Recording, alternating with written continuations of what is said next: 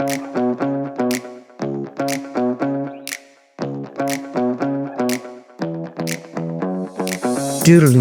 doo doo. Another one bites the dust. Doo doo doo doo doo. And another one gone, and another one gone. Yes, there are now 2 teams. So the Firebirds have joined the Giants as being completely unable to join the top 4, the finals. I'm just distracted by Gordy's got a hand over her mouth now, and maybe she's gesturing at me to stop singing. I will do that. You're with No Dribble. Strap in.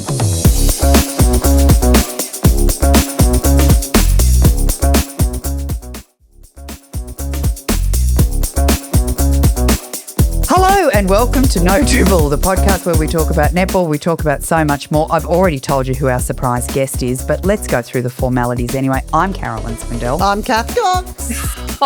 I'm Gordy, and I've lost it already. I thought she was referring to me hitting 50. Oh, no. It just went in a completely different direction. Oh, Of course, it was about netball. Who would have thought?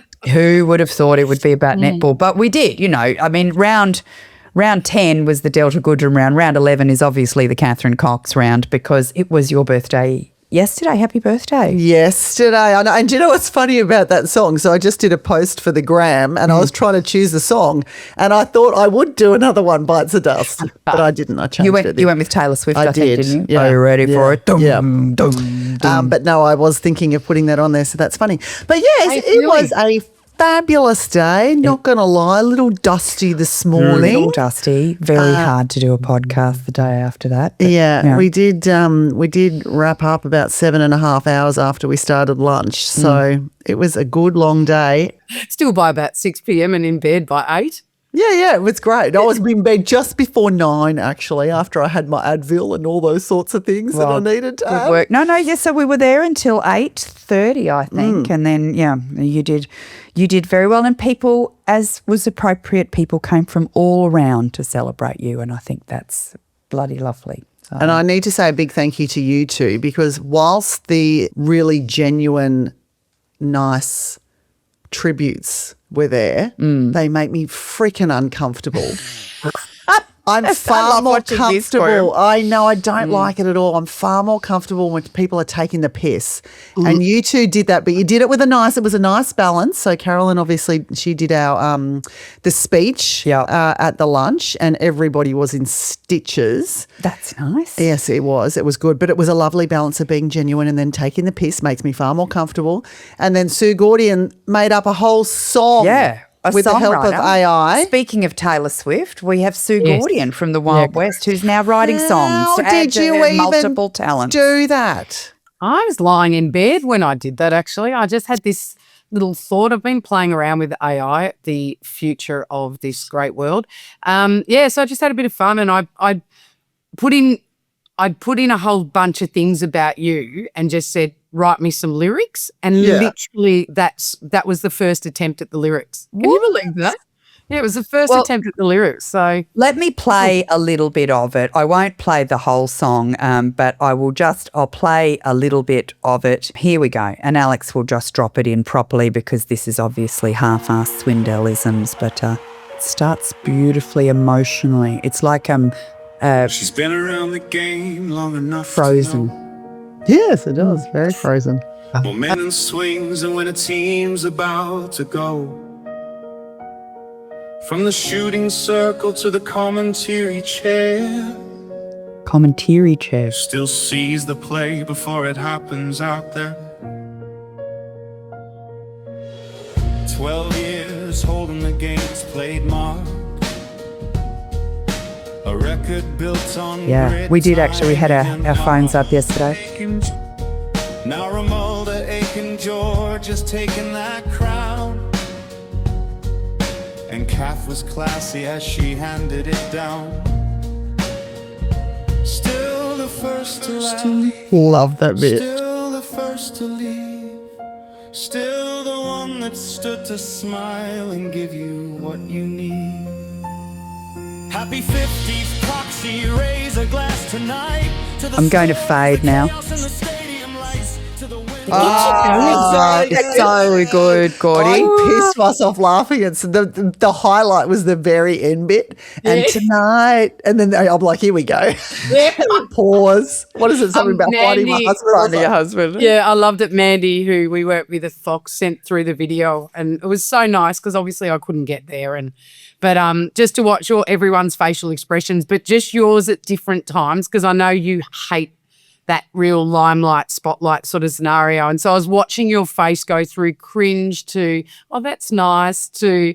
But then just that end bit, I thought, oh, God, she'll die. Oh, and I was so, I'd forgotten who was going to be there. And I'm like, oh, your mum's there and like waiting for a husband. And I was like, oh, my goodness. Anyhow. yeah, it was so good. And like I said, I'm far more comfortable when people are taking the piss out of me. I'd much prefer that than anything else. It's funny, though, because as soon as we walked in, I had a little board up. You know those light boards and you can put the letters in there and make the things up?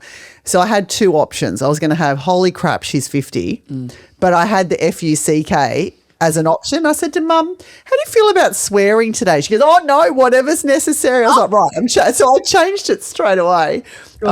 She heard a fair few F-bombs yesterday. Oh, my God.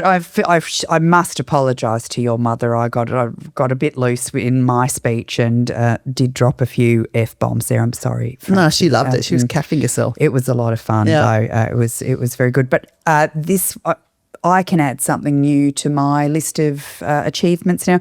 I have been coached by Julie Fitzgerald. So I arrived yesterday, wandered up to say hello to her, and she said, I've got a bone to pick with you. It's like, oh, terrific. That's my favourite way to start a conversation, obviously. But apparently in last week's episode, I said the Giants came last year. Now, I don't think I would have said that, but I haven't bothered to check. And if Julie says it happened, then it happened. But I know that the Giants won 5 out of their last 6 games and fought their way back to 6. And that's why I've always loved, I thought they were such a little brave team last year, and I'm hoping they get some of those rewards this year. But Julie Fitzgerald, I am sorry. And if I did say that incorrectly, I would like to correct the record. I thought the Giants were magnificent last year and they did not come last. Can I add to that? I was having a conversation with her just before I left. So Jules has been brought out of retirement. She's coaching a team at senior state titles. Oh, yeah. Her daughter, do you know what you've agreed to? her daughter said, oh, if you're going to coach, I'll come and play for you and I'll be one of your shooters. And Jules is like, okay, great. So we've got one. Vicky is not a shooter who's signed up to do it. They have not got another one. No one else has agreed to play. Are you sure they don't have a shooting? Well, she asked 3 other people in the room and still hadn't bothered. And I heard this conversation. I was like, Julie Fitzgerald, why have you not asked me? And she said, would you play? Not the point. Why have you not asked me? She asked Sarah Barrett. She asked Julia Simons, ex-Swifts shooter. She asked Jane Olschwager, ex-Swift shooter. She asked Sarah Barrett, ex-Swifts mid-quarter, before she asked me. Anyway, she did ask me, and then she was telling the story and how it's going to be so much fun and blah, blah, blah. And I can see why Casey came out of retirement. I can see, because she's very persuasive. Oh, really? Yeah. I said, how many really games are there? And do I have to play in Ashfield? She's like, well, there's only 12 games. I'm like, oh, okay. You won't have to play all of them. You can just stand in the circle and hold. And I said, what surface is it? She's Ashfield. Yeah, maybe not. You were very close, though. I was. But I did a you little really bit of close? manipulating myself. So Julie's definitely going to come along to our Penrith event. I may have said that you'll play for her if she comes to the event, but I can't remember. No. I was considering it, but then I remembered. I can't even believe Julie even bothered. I thought she would have known you well enough that no amount of persuasion would have got you across the line. Well, maybe People a bottle just of wanna be wine after asked. the first game. People just want to be asked. Well, I think Julie's going to ask Irene Van Dyke. Yeah, So, we did. yeah. We did say ask guys. And we'll pass the hat around. That'd be great. Seeing how good Irene looks. I know. Well, this is why it came up. Like she looks follow fit. her and it kills Look me. at Gordy's sneer when she talks about how good Irene is. No, but seriously, she is just No, I know. living her best life. And it's a bit crazy, isn't it? Because she's a long time retired. Yeah, and she's is an still- outdoor dribbler, loves it. Yeah, so fit. She's a dribbler, so dribblers are in good company with Irene Van Dyke and her lovely daughter Bianca, obviously. Hi, Irene, if you're listening, and I hope you're enjoying your Coronas. That's our thing. Eyes and I like a Corona together. Very nice. The one thing I would like to specifically talk about from the weekend, though, Catherine, and You know, there's something good about not having lived your 20s and your 30s in the public eye. Your sister Sarah did a lovely job with a photo montage. And we got to see a great procession of lovely haircuts, Catherine. Horrendous. The worst one was that when it was super short and I had the super short fringe as well. When that came up, the entire room pissed themselves laughing. Yeah. Didn't they? That one, Cath, reminds me of the old Lego pieces. You know, the Lego humans. Yeah. No, there's got that little, straight That's across exactly their head. what it is. Yeah, You just take it off and put it on the next person. And then The Lego. every second photo of me too, I had an alcoholic beverage of some sort in my hand. I was like, oh my God, it's just a flurry of bad hairdos and drinks. But beautiful inside and out always, Catherine. So happy birthday. Oh, thank you. And thank you both we're of glad you. you're here, but you're not really very mature. No, I know. I'm sticking with 35. Thanks very Just much. quickly, do you feel any different? No, I didn't think I would. I had severe imposter syndrome yesterday, though. It just felt weird. I'm like, how am I 50? I was always the young one, and then suddenly you're not. Yeah. I said to Mum too, we're having breakfast in the morning. I'm like, how do you feel about your youngest child being 50? That's really old. It is, isn't What a it? great reminder to your mother. Anyway, it was a good day, and thank you too for knowing me better than everybody else. Appreciate Love it.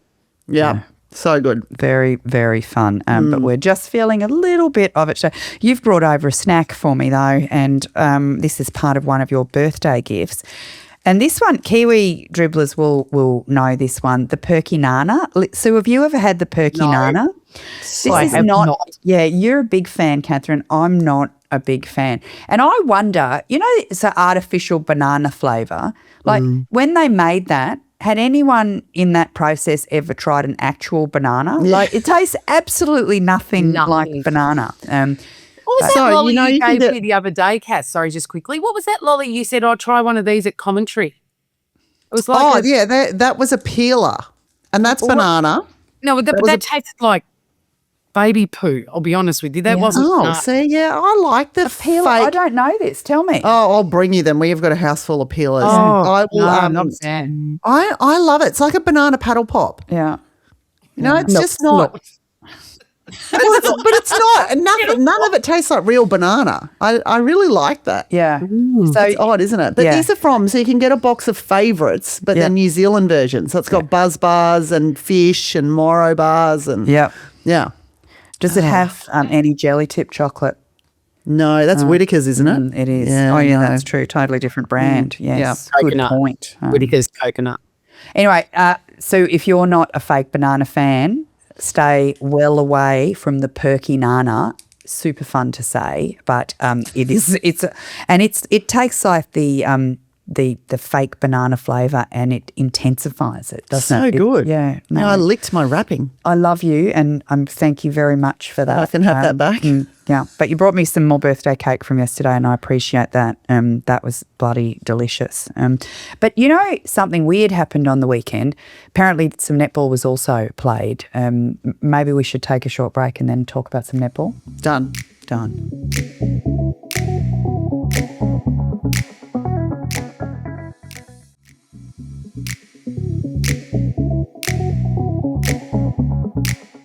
Okay, so we are getting to the business end of the season. So I don't think it was always going to be tough for the Firebirds, but their mathematical chance of reaching the finals is now gone.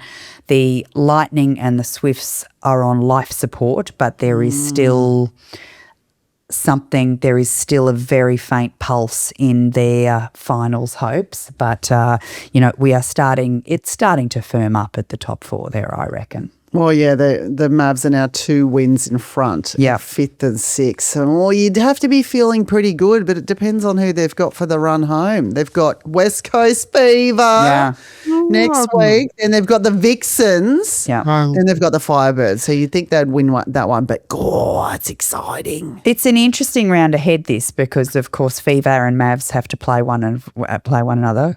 One of them has to win. And T-Birds and Vixens, one of them has to win. And they're largely irrelevant now, I think, apart from to themselves, Thunderbirds and Vixens, about who ends up first. But that Fever Mavs one, that's a really interesting one. And so the And I was just going to say with that, just with that Fever Mavs, because I think Fever play Mavs and then Giants and then Vixens. So the Mavs and the Fever have a very similar run home in terms of obviously playing each other. One's playing Giants and Firebirds, both have to play Vixens. So that sort of, and if it turns out that they're the 3 and 4, that prelim final hosting I think is still up for grabs. Do you know what I noticed on the weekend? And I don't know if it's been there or if it's become far more of a chat in the recent couple of weeks. Looks like people are playing for big margins now. Yeah. You know, because the percentage is going to be so important, and the Thunderbirds smashed their game, so they've really boosted their percentage. But it could well come down to that, couldn't it?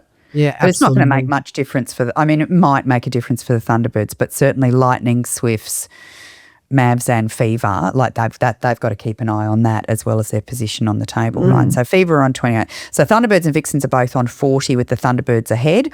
Fever's on 28, Mavs are on 24, then Lightning and Swifts are on 16. So, if Fever wins this week and Lightning and or Swifts win their game, then we're starting to see Fever on 32, Mavs on 24, Lightning and Swifts and or Swifts on 20. And so things start to look like there's a competition on for that 4th place spot. But if the Mavs win this weekend, I think the Lightning and Swifts are both out. I think that sort of makes it unattainable for them. But very exciting. So in the finals, 1 plays 4. Yep. No, 1 plays 2. 1 plays 2, and then that whoever loses that gets a second crack at it. And they will play, and 3 plays 4 in the first week as well. Whoever wins that plays the loser of 1 versus 2 the following week. Okay. So it's interesting. You're almost better off to come third, aren't you? Because then you get the home final. Well, no, but then if you lose, you're out. You're out. It's elimination final. So you definitely want the top 2. Yeah, what's interesting, I think, and I was thinking about this yesterday actually, with the Thunderbirds and Vixens, likely will play off first and second. Let's say Thunderbirds host that first game and Vixens, obviously Melbourne, I won't say Vixens, Melbourne have the grand final. Yeah. And so let's just say the Vixens don't win that. So Thunderbirds go straight in. Vixens then go into an prelim final against whoever, like desperate to win, obviously, because that opportunity to play at home. So for me, it's so important that the Vixens land on top of the ladder. I feel like there's a slippery slope possibility if they don't. I feel like the Vixens probably want that home ground advantage in the first final. It's not to say that they won't get there, but there's then you just also more at stake for them.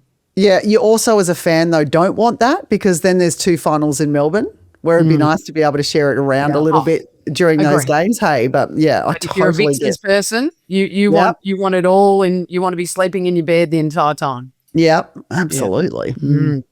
Interesting. Well, although Vixens, last year nothing was easy for them. Couldn't have given a rat's ass that was the best thing, wasn't it? Right. So what was the game of the round that we've just had from your perspective? Certainly wasn't the one that I did. Oh, it was tough. It was a 33-goal blowout. Thunderbirds did not drop a quarter, obviously, with a margin like that. The second quarter, 22-5. 5. And the Giants' lowest ever quarter score. And then 37, their lowest ever game score. So the in the Thunderbirds history of the club made 37 in the first 2 quarters. Yeah. And the Giants made 37 in the whole game. Unbelievable. So it was not a great game, but I just kept thinking, oh my God, what do they have to do to find a win? You want them to get a win, right? Absolutely. Like to go through a season without a win would be the hardest thing. 1 win, where is it coming though? If they were only allowed 1 win as a club, where do you think they would want to have it? Because I reckon where they'd want to have it is round 14 at home. Yeah.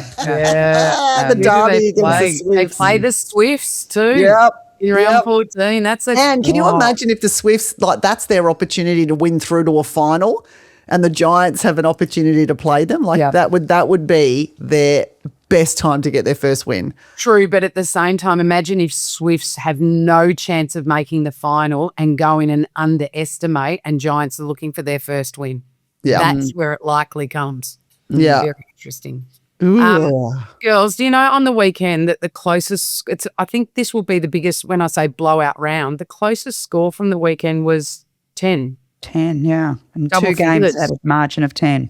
Now, was that the same last week? Remember we were talking about blowouts, or was that the week before?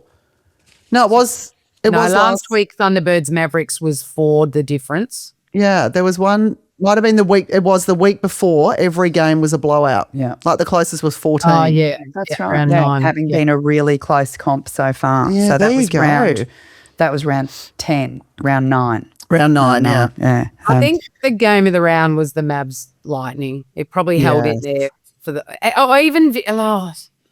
But in terms of importance too, right? Like that was. And Mavs won that game with 0 super shots, I believe, which I think that's is really interesting. right.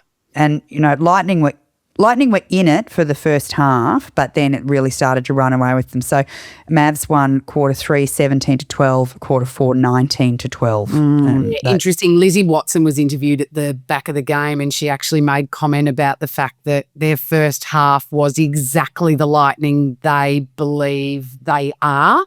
Yep. And then the second half was the Lightning that they're trying to get rid of. And I'm like, I just thought it was a really interesting summary, right? They've got this vision and they've got an understanding of the sort of team that they know they're capable of being, but their ability to do it consistently. They did it last week, but this week, just their ability to do it consistently week to week is a problem. And again, have to beg the question, their list is undeniable. So I just find it.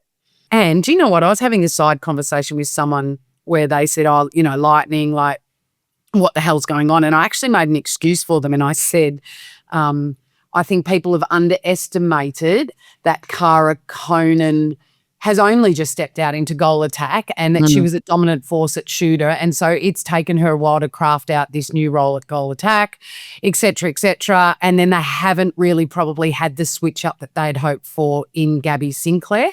And then the coverage opened, and I think it was Kira commentating, and then between her and Cath, they went on to say that Cara Conan has the best stats of any goal attack in the league. Interesting. Net points, yeah, and everything, like goal, like she's killing it. So not necessarily volume at the post, and that's probably a little bit of the problem with the Lightning, is just that imbalance. And I guess Donnell Wallam's not yet showing capability of being like the Janelle Fowler, you know, where you can hold the game. Yeah, because it's not dissimilar to a lot of goal attacks, but the problem is you're not having Donnell Wallam with the volume that those other shooters have got. The stability, she's probably a little bit inconsistent and missing some of the shots. But yeah, I was like, oh, sorry, Cara. I was probably, like, I was giving her an excuse, but then the girls were sort of saying just how well she has done, which is great. But again, doesn't speak to the poor, like, it's poor form. Like, it's if you were one of the players, and when we talk about it, the leaders that sit within the Lightning, not being able to solve that problem is concerning. Yeah. And it feels like that's a couple of seasons in a row too, doesn't it? So and I know that there are adjustments being made. I'm also curious to see, like, I know how they are really blessed at the defence end, but Ash Irvin has been given virtually no time. And I sort of, and I know that each Super Netball coach's responsibility is to win that season. But when you've got Diamonds squad members and invitees in your own squad and they're not getting court time, I feel like there's a heavier weight of responsibility if you've got those Diamonds to have to do something for them for their career. Yeah, You're both shaking your heads at me, and I know. No, I think the weight of responsibility sits on Ash, right? So what were the conversations had? She should have known. I won't say she would have known. She should have known that Courtney Bruce was still going to hold down that goalkeeper position. Yeah. Irrespective, right? And she probably would have had insight to the recruitments that were going on. Or if she didn't know management, that's her management's job. Ash should have moved and had every club in the league coming at her, and she chose to stay. Oh, okay. But this is interesting because every single player is off contract at the end of this season. And this, to me, will be a very, very interesting player movement period because we brought this up when we were chatting about the Giants game on the weekend. How many of those Giants want to stay there? How many are just seeing a sinking ship and want to get the hell out of there? You know, it'll be really interesting. And then for players like Ash, for players like, I don't know, like a Sif Sandholt, because I know she's great, but she's on the bench. Someone would desperately love to have her. There's going to be definitely some players that I think are poached and that should consider moving. And everyone's going to be in that boat. But it becomes that, I mean, when we talked about this last time it happened, it's also the flow-on effect, isn't it? Like your first selection to any team, whoever that is, who then else goes there and who else is built around that player. So it's almost like moving all your chess pieces until you find out what club is best for you. And I remember when Giants signed Lucy Austin last year. I thought, genius, absolutely fantastic. Now, she had a rough, the rounds she did play, she just didn't seem to be herself or whatever, and then obviously has had this injury and is out there. But, you know, that's bloody hard too. That to me looked like that's a really smart signing. But and it's just... I could have done with her on the weekend. Just from someone that's sat in the chair of recruitment for 5 years, it is a really tough job and the decision making is not singular, and I think this is the evolution of our sport, which I think is great, but player movement is so much more than what we as fans, you as fans, just see on a day-to-day basis on the court.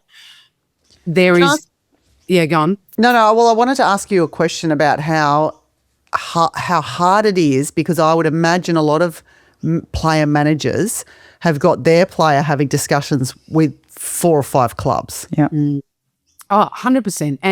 And sadly, and I do mean this, sadly, a lot of the pain and angst in recruitment sits behind very little dollar, Cath. Like you can be negotiating $1,000 or $2,000 difference for a player to move across a country, like from west to east, east to west, north to south, or whatever. Yeah. It's not a lot. So I guess when you're building recruitment, you're trying to build a picture that's far beyond the salary that the player might be receiving, and Carolyn, that comes back to what were those conversations that Ash Irvin was having, because I imagine it would have been more than just court time, unless that's all she's pursuing. And if that's what she's pursuing, she was being offered that in a lot of other places, and in my opinion, she should have got up and gone. Yeah. But what else is on offer? And the modern day athlete, there needs to be a lot more on offer. Their well-being, their livelihood, their life balance, their connections, combinations, who's the coach, what's the experience of the coach. And, you know, that's going to be something that I think the Giants are going to probably struggle with. Nerida doesn't have runs on the board. She's a first-year coach. Who's going to go to the Giants? There's going to have to be a lot of convincing. What's the coaching staff and the high-performance system that sits around Nerida that's going to convince an athlete that that's where my future is, moving to the big city, right? Like, so especially where so it's so expensive too, that it's like, the dollars are going to be bugger all and move to the most expensive city in one of the most expensive cities in the world. They do need to. I feel like they do need to start with a marquee signing, though. That's got to be their first thing, right? To draw 100%. people. Otherwise, it's not happening. But the problem with that is you lose half your dollar on that marquee signing. Yeah, every club's recruitment strategy will be different, and every year it's slightly different. But when it becomes, I think, or when it becomes most crucial is this period now where we're moving into all athletes going off contract. And I want to say again, I think I actually might have been on, we might have spoken, I think, about this historically. It is by far the worst period of time in our sport because no other sport experiences this, where all 80 athletes go off contract. And it's not just the athletes that are going through the pain. It is the clubs. It is the recruiters. Like, I can tell you, it was the most stressful time. Twice I had to do this in a 5-year period where all athletes came off contract. Horrific. Never want to do it again. Couldn't be happier that it's not in my hands. going into this period. It will be bad, and there will be movement. There is no two ways about it. There will be movement. Yeah. And it's an ugly period. The coaches, who have are any of them locked As far in? as I know, the only one is Kitty Wills, who's signed beyond this season. She's signed through to 27, hasn't she? Yes, Kiri hurts. But Barney hasn't yet. don't know about anyone else. Because that's interesting too, because it's like, well, then how do they move? Like, I think it's been really interesting to watch the Mavs because, of course, Jared Murphy came in and it's like, here's your team, go, and it seems to be working exceptionally well. And, you know, that's as much him as the players by watching the way he coaches and things. But it's like, surely, ideally, you sign your coach first and then the players know then who they're – sorry? Well, ideally you do, but again, and you know, like from experience, it just doesn't always work like that. We're not this is a systematic problem. We're not blessed with a multitude of experienced coaches at this level, which is a really exciting thing for the sport to try and grow this space.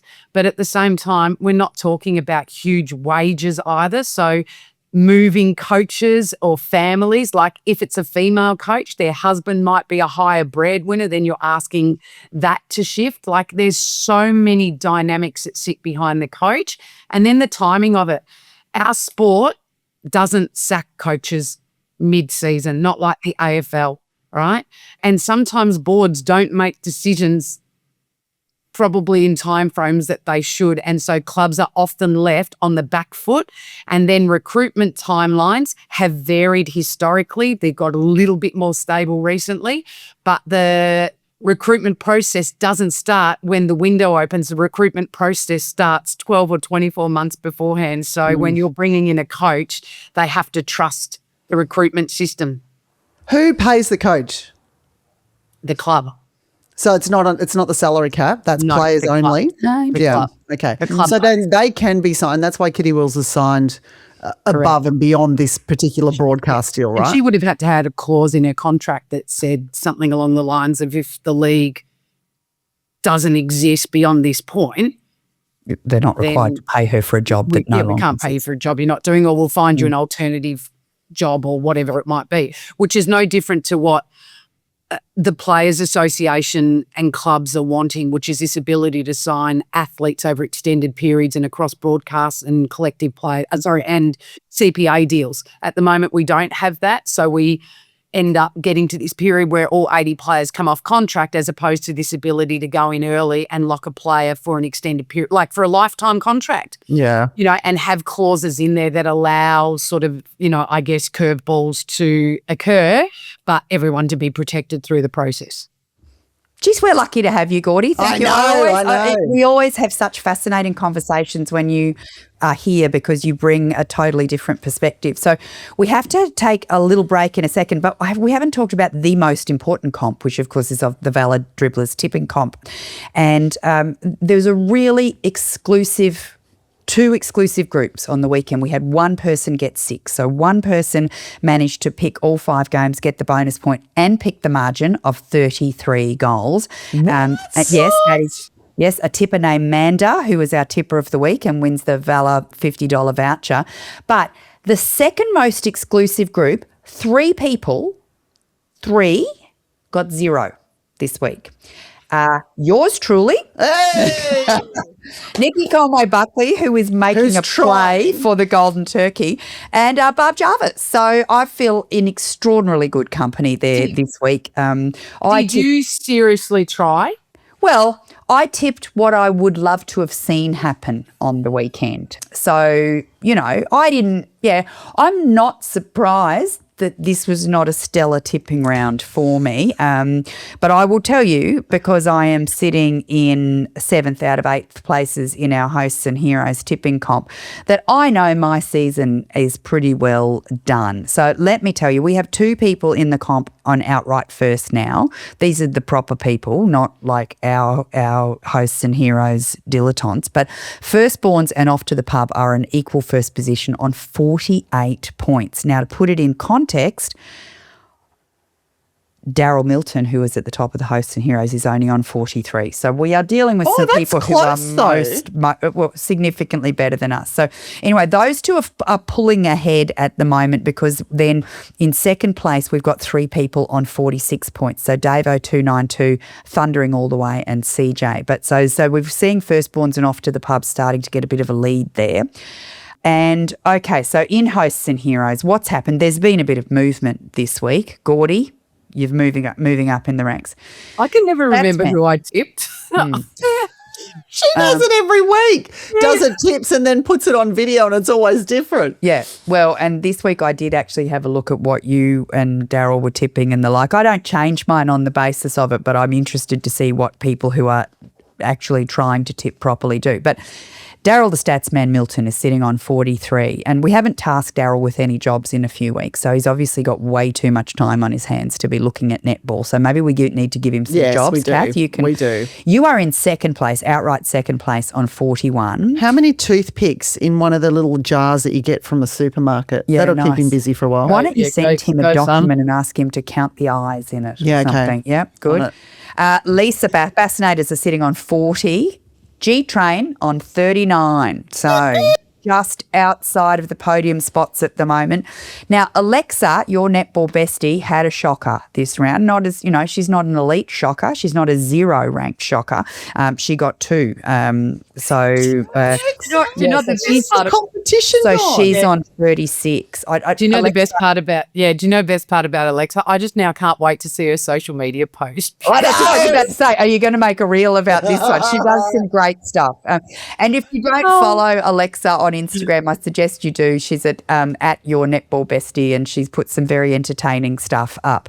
Anyway, Alexa, just put the crown on my head and be done with it. put the well, there's someone ahead of you. Yeah, but it's between Alexa and I. Okay, It all has right. been. Interesting. Yeah. So Keely Devery is sitting on 30. I'm on 29, and Liz, who doesn't tip but just goes to the home teams, is on 21. So Very good. things are looking interesting. But just before we go to the break, further to what you were saying then about players moving around, people follow the team, right? We get very attached to our teams. You might want to remember that when you're getting on Facebook and hanging shit on people on other teams, that they might end up on your team next year. True. But we have a new exciting competition thanks to Valor, who of course sponsor the Valor Dribblers Tipping Comp.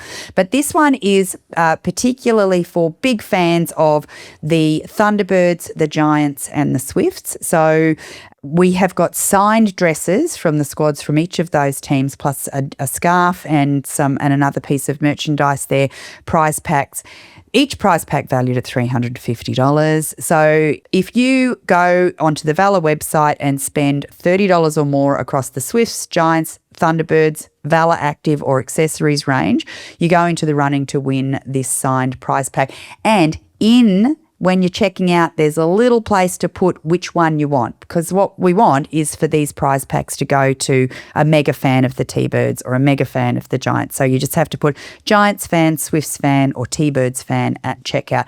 That competition will close on the day of that derby between the Giants and the round Swifts 14. in round 14. But get on that, because that's a cracking prize, because we know that all 8 teams have very passionate and loyal fans, but And it could be one of them a premiership winning dress. could only one. I mean, I'm gonna go out on a limb and say one of them, but that it might be pink, that dress. Yes. So anyway, all right. Let's take a quick break and come back.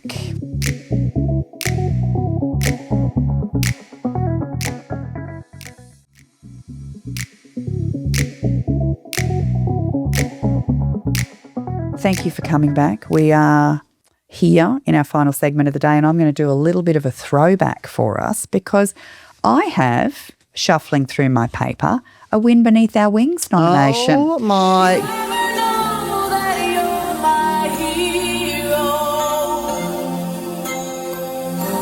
Wait, do we know where the scrunchies are? Yes, They're in my sideboard. It's just another little no dribble thing that gets to be at my house with apparently the chicken that we're now going to get for your eggs. But so for those dribblers who don't know, we had a segment all through our first year, and it's called Wind Beneath Our Wings. And this was where you nominate people who are keeping the game alive at the community level, all the volunteers. So, and Catherine and I had a lovely sewing bee with our very first producer, Mandy, and some very nice wines from Printhy, and we made a bunch of no dribble scrunchies, hand-crafted. And by crafted, I mean half-assed, obviously. These are not terrific, and we wonder whether the Wind Beneath Our Wings nominations dried up because the prize was shit. So Maybe. yeah. But anyway, this one's come out of the blue, and I feel like it's very deserving, and I think that we're actually going to add something to the scrunchie. So this one is from Rob Terzo. Hi, ladies. I've been listening to No Dribble from the very beginning and always look forward to my Wednesday morning drive to work. Well, Rob, now Friday, also good. Friday. Not sure if you're still running this segment, but I'd love to nominate my wife, Jodie, for Wind Beneath My Wings. Jodie's loved netball from a young age. She was a representative player as a teenager, even began coaching junior teams back then, which looking back feels like her true calling. Years later, after we had our two daughters, Jodie coached both of them as they started their netball journeys. At one point, she was coaching two teams, serving as vice president of her club, and even stepped in mid-season to take over an under-17s team when their coach moved away. This year, as our girls have grown older and moved to higher grades, Jodie made the selfless decision to step back from coaching so they could have every opportunity to develop further. Fair enough, Jodie, take some time off. So I couldn't find out what association Jodie's from. Rob didn't write back, so I Googled her, and I think she's somewhere out Hills District way because she was president of the Rouse Hill P&C, and it's like, is it not always the same people? Like, yes. so she's doing this. She's vice president. She's coaching two teams. She takes on under 17s. She's running the P&C. It is like there's 6 people in any community who do absolutely everything, and then other people go, I'm sorry, I don't have an hour to work on the barbecue on the weekend. I'm busy. Anyway, you might think that would mark the end of her coaching. Not Jodie. She's gone back to Friday nights to coach an under-9s net set go team, and my God, you want to do that on a Friday night so you can have a glass of wine after that. Made up of the kids and the families she didn't previously know, just purely for the love of the game. She's a loyal New South Wales Swifts supporter, inspired our whole family to attend every home game for the past 4 seasons. Her impact goes way beyond our family. She's brought netball into our lives in a meaningful way, done the same for so many other families, young girls she's coached and mentored over the years. There's even a family where Jodie coached the mother as a teenager and 30 years later coached her daughter too. For all of this, I truly believe Jodie is more than deserving of a Wind Beneath My Wings nomination. Absolutely. Yeah, all in favour. I. Thank you, Jodie. You are the Wind Beneath Our Wings, and we're going to send you a handcrafted scrunchie. And whatever else we can find. And a $50 Vala voucher. And a perky nana. Oh, well, yeah, and a perky nana. Let's send a perky nana. Yeah, let's send a perky nana. You don't have to eat it. You might just want to smell it. And then pass that. But if you'd like to send a Wind Beneath Our Wings nomination, Catherine, what's the email address? I say it every week, Catherine. It is it like no.dribble or no dribble? Yeah. Or info@nodribble.com.au. Look what happens when you turn 50, Cath. Oh, mate, that is not excuse for that behaviour. That was gone years ago. Yeah, I was about to say that's very kind to say this has got something to do with her turning 50. No, it's just staring off into space. Right. Okay. All right. Are we done? We are done. That was a fascinating conversation. Lucky we're coming back on Friday and we'll still have Gordy for that so we can talk further then. But midweek, enjoy the rest of your week, dribblers. We'll talk to you on Friday. I'm Carolyn Swindell. I'm Cath Cox, going to get a Gatorade. What? You're getting the Gatorade? She's going to get a Gatorade. She's hungover to buggery. All right. See you later. I'm Sue Gordy. I'm going to go have a beer and catch up.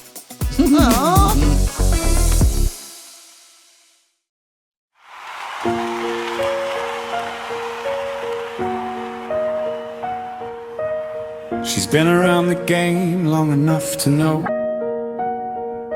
momentum swings and when a team's about to go. From the shooting circle to the commentary chair, still sees the play before it happens out there. 12 years holding the games played mark, a record built on grit, timing and heart. Now Romualda Aiken George has taken that crown, and Cath was classy as she handed it down. Still the first to laugh, still the first to leave, still the one that stood to smile and give you what you need.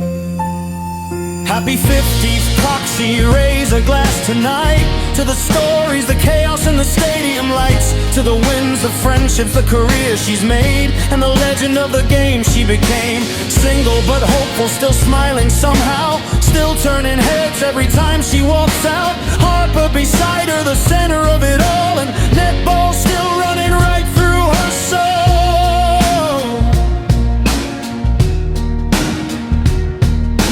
A coffee early before the first game call, then a wine later on once the pressure falls. Commentary team trying hard not to joke, 'cause Cath needs the bathroom at every break in play, folks. But underneath all the banter and fun, she's one of the genuine good ones. No ego, no fuss, just says what she sees, and everybody in netball agrees. 50 years, plenty of stories, big game moments, diamond's glory, and even now with the spotlight bright, she still makes the whole sport feel right.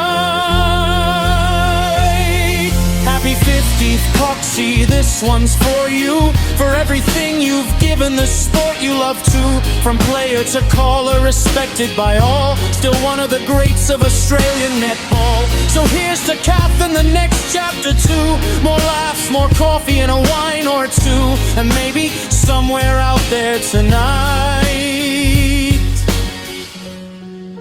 a husband who can keep up with the ride.